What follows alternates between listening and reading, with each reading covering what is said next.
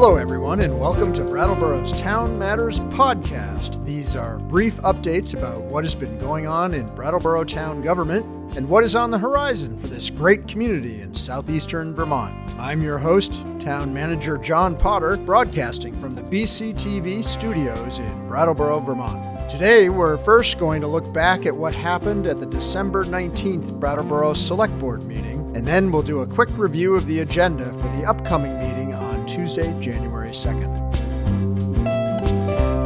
December 19th was a big meeting where the Select Board had a lot of discussion about the fiscal year 2025 budget. Prior to that budget discussion, the board approved 6 items on a consent agenda, accepting a $4,000 Municipal Energy Resilience Program grant, authorizing an application for a $190,000 fire training grant, approving final changes to the 2023 grand list for errors and omissions, authorizing up to $450,000 for a Vermont State Revolving Fund loan agreement, accepting an $845,000 2022 scattered site grant done in collaboration with Wyndham and Windsor Housing Trust, authorizing application for a $20,000 Vermont Fiber Connect Transition Grant, and a 7th item not approved was pulled from the consent agenda, a land records digitization project, but the other 6 items all were approved.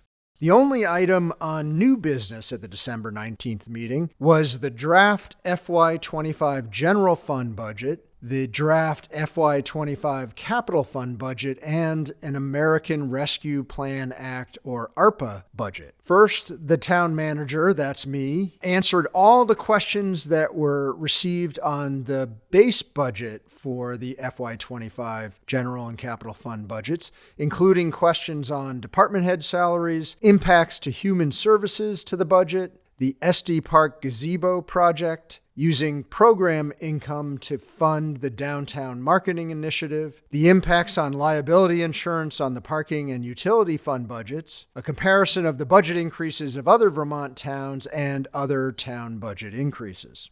After a lengthy discussion, the feedback for next steps from the Select Board on the base budget was to ask the Downtown Brattleboro Alliance and the Chamber of Commerce to come to discuss the last 5 years of marketing initiative, to look into a UDAG fund transfer as an upcoming agenda item, and to consider the $48,000 in the marketing initiative as possibly coming from the revolving loan fund in the final budget.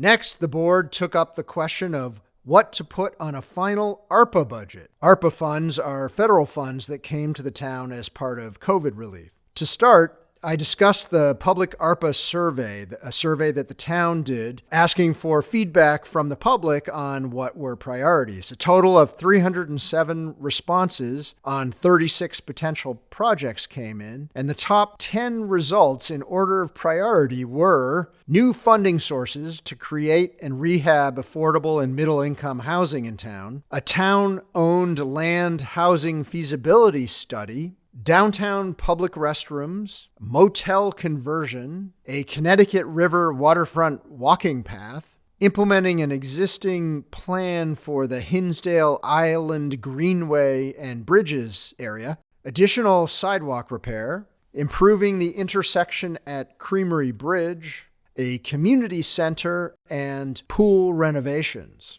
After in-depth discussion on each of those projects, the board winnowed down the list some and added 2 items, bus shelters and pickleball courts, and tabled it for a moment to discuss the revised FY25 Capital Fund budget alternates. These included a dispatch console replacement, a central fire station HVAC control replacement, construction of the Green and High Street intersection, doing additional sidewalk repairs, relocating the salt and sand shed, doing additional street paving, and doing a wall repair on the Brannan Street retaining wall. After discussion, the board indicated all the following projects should be tentatively considered for the ARPA list or as a capital fund alternate to be added. One item, the additional surveillance cameras, was the only item removed from further consideration. Next, the board considered a list of 9 possible additions to the general fund budget. These were funding for an assistant highway supervisor, funding for counseling services for town staff, 0.2 FTE additions to an assistant town clerk position, a Southeast Vermont transit increase that had been requested, an IT coordinator, a library outreach and programming specialist, an additional 1% cost of living adjustment for town staff, a downtown custodian at 0.5 FTEs, and additional funding for an HCRS social worker. After feedback on priorities from each board member, it appeared that the assistant highway supervisor, assistant town clerk, the IT coordinator, library programming specialist, and the social worker funding should proceed into the final draft of the budget. Finally, the Select Board reviewed the budget process and next steps, and it will discuss the budget further on January 16th when it will consider a final draft of the capital and general fund budgets and a final draft of the ARPA budget. Preliminary takeaways from this meeting will be posted soon on the FY25 budget page on the town website. The next regular Select Board meeting is on Tuesday, January 2nd at 6:15 p.m. in the Select Board meeting room at 230 Main Street. On this agenda, there are 2 items for the consent agenda: ratifying emergency replacement of an air compressor at $25,000 and ratifying the final cost of $222,727.32 for the 2023 paving project at Flat Street and several other streets in the area. So that is our last update for 2023. As we roll into 2024, I have a few announcements. Petitions for Brattleboro town officers, Windham Southeast School District board members, and town meeting members are now available at the town clerk's office. Petitions for town officers and Windham Southeast School District board members must contain at least 30 valid signatures of registered Brattleboro voters and be filed in the town clerk's office no later than Monday, January 29th at 5 p.m. Candidates for town meeting member must file a nomination petition issued by the town clerk's office with at least 10 valid signatures of voters from the district where the candidate lives no later than 5 p.m. on Monday, January 29th. Incumbents for town meeting member will be mailed a notice of intent form in early January and must return their signed notice of intent form no later than 5 p.m. on Monday, January 29th. For more information, please visit brattleboro.gov or reach out to the town clerk's office at 802-251-8157. That's 802-251-8157, or by email to townclerk@brattleboro.gov.